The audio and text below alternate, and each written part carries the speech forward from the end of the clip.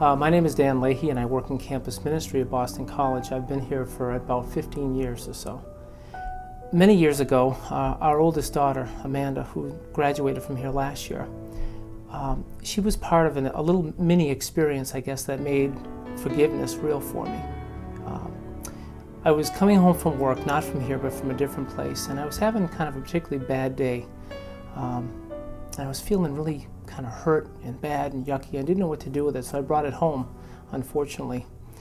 And at the end of, after dinner, I think my wife had gone out, and so the routine was that we would have a bedtime story. So Amanda, being 4 or 5 years old, went to the bookshelf, hundreds of books, and picked out a book, came back to the bed.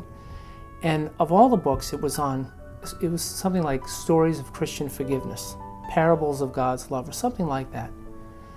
And I didn't make any connections. So we read this story about a little girl who had been walking home from school, and a couple of boys bullied her and threw snowballs at her.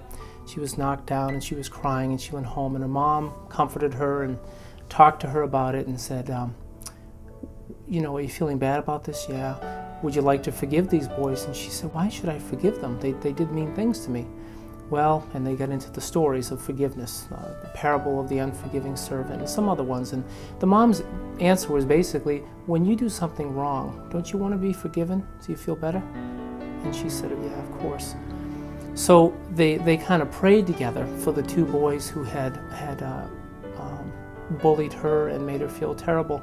And she immediately felt inner peace, which is the real fruit of forgiveness. And what had happened to me that day, unbeknownst to my little daughter, was that someone at work, my boss, someone who should have known better, really snapped at me and kind of embarrassed me and humiliated me, I think, in front of other people.